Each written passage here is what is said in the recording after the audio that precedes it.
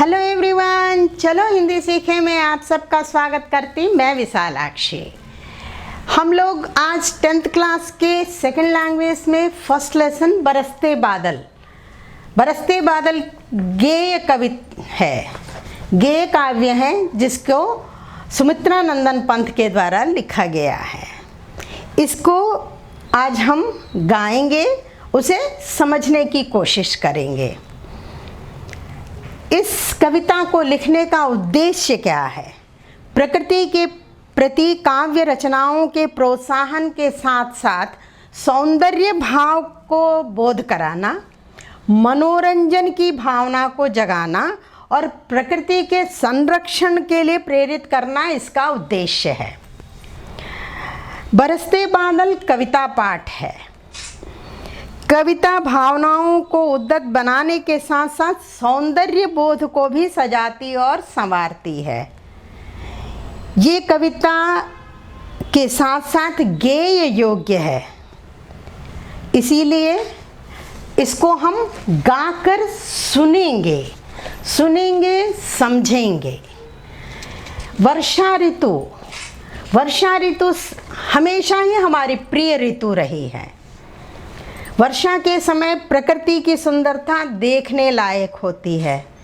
पेड़ पौधे, पशु पक्षी, मनुष्य और यहाँ तक कि धरती भी खुशी से झूम उठती है।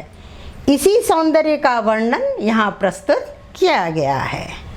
तो आइए अभी हम सुनते हैं इस कविता को गेय रूप में। झम झम झम झम मेघ बरसते हैं सावन के, छम छम छम गिरती बूंदे तरुओं से छनके, चम चम बिजली चमक रही रे उर्मे घन के, थम थम दिन के तम में सपने जगते मन के, थम थम दिन के तम में सपने जगते मन के, दादुर टर टर करती झल्ली बजती झन झन, म्याऊ म्याऊ रे मोर पियू पियू चातक के गन, उड़ते सोन बालक आर्त सुख से कर क्रंदन, घुमड़ घुमड़ गिर मेघ गगन में भरते गर्जन, घुमड़ घुमड़ गिर मेघ गगन में भरते गर्जन, रिम झिम क्या कुछ कहते बूंदों के स्वर, रोम सिहर उड़ते छूते वे भीतर अंतर, धाराओं पर धाराएं झरती धरती पर, रज के कण कण में तृण तृण को पुलका वाली स्तर, रज के कण कण में तृण तृण को पुलका वाली स्तर, पकड़वारी की धार झूलता है मेरा मन, आओ रे सब मुझे घेर कर गाओ सावन, इंद्रधनुष के झूले में झूले मिल सब जन, फिर आए जीवन में सावन मन भावन, फिर आए जीवन में सावन मन भावन। విన్నారు కదా, మన ఈ పద్యాన్ని కవితని విన్నాం కదా। బరస్తే బాదల్ సుమిత్రా నందన్ పంత్ ద్వారా రచించబడిన ఈ కవిత।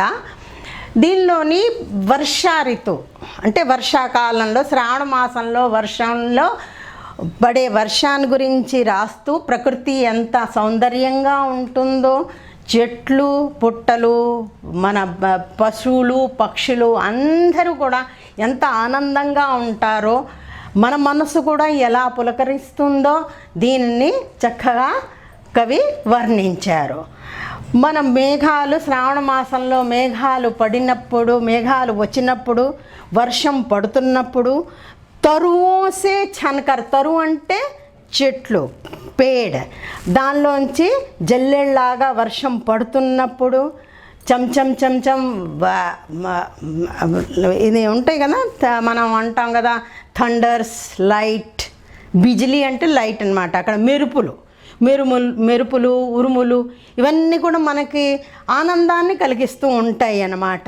మనకి రకరకాల కలలు కంటూ ఉంటాం. సప్నే జగతే హై. సప్నే జగనా కా మతలబ్ హువా మనకి కలలు మనం కంటాం. दादुर टर टर करते. दादुर अंटे कप्पा, फ्रॉग, मेंढक, इसको हिंदी में कहते हैं मेंढक, फ्रॉग. अभी टर टर अंटाई. తర్వాత మోర్ అంటే పికాక్, అవి మ్యావ్ మ్యావ్ అంటాయి. జాతక పక్షులు పియూ పియూ అనుకుంటూ ఉంటాయి. సోన్ బాలక్ అది కూడా ఒక పక్షి, అవి కూడా ఆనందంతో అరుస్తాయి. క్రందన్ కర్తే. క్రందన్ కా మతలబ్ चिल्लाते हैं. और घुमड़ घुमड़ कर मेघ जो हैं गगन में गर्जन भरते हैं. गर्जन भरना అవి సౌండ్ చేస్తాయి అన్నమాట, గర్జిస్తాయి. रिम झिम क्या कुछ कहते बूंदों के स्वर. ఆ ప్రతి చుక్క కూడా, ప్రతి బూంద్ అంటే డ్రాప్స్, మనకి ఏదో ఒకటి చెప్తున్నట్టు అనిపిస్తాయి.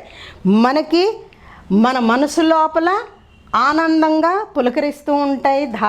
ధారలు పడుతున్నప్పుడు, వర్షాధారలు పడుతున్నప్పుడు మన మనసు. తర్వాత రజ్కే కణ, భూమిలో ఉన్న ప్రతి అణువు తృణ రజ్కే. రజ్ అంటే మట్టి. మట్టిలో ఉన్న మట్టి సువాసన వస్తుంది చూసారా. మనం ఎప్పుడైనా మనకి వర్షం పడంగానే భూమిలోంచి ఒక మంచి ఖుష్బు, మంచి సువాసన అనేది వస్తుంది.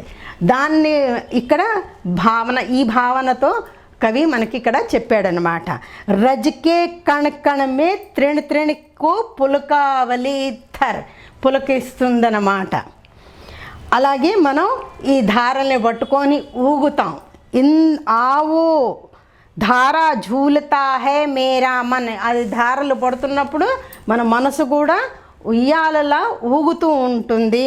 తర్వాత ఇంద్రధనుష, ఆ ఇంద్రధనుష్ కనిపిస్తుంది కదా, ఎండ పడినప్పుడు వర్షం పడుతున్నప్పుడు ఇంద్రధనుష్ కనిపించేటప్పుడు ఆ ఇంద్రధనుషుని పట్టుకొని ఊగాలనిపిస్తుంది మన మనసు.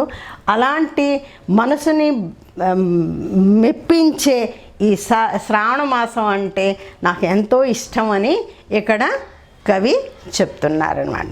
దీనిలో కావ్యంలో సౌందర్య బోధన ఉన్నది.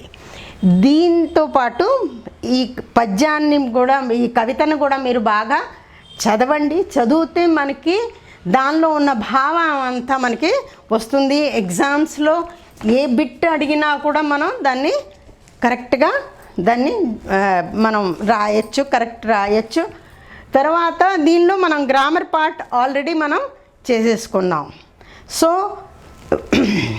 గ్రామర్ అంతా దీనిలో వచ్చేస్తుంది. आज के लिए बस इतना ही. अगर आपको मेरे वीडियोस पसंद आते हैं उसे लाइक कीजिए, शेयर कीजिए, और अभी तक आपने सब्सक्राइब नहीं किया है तो सब्सक्राइब कीजिए. आगे भी हम सभी पाठों को इसी तरह से पढ़ेंगे, समझेंगे और एग्ज़ाम में अच्छे मार्क्स लाने की कोशिश करेंगे. धन्यवाद.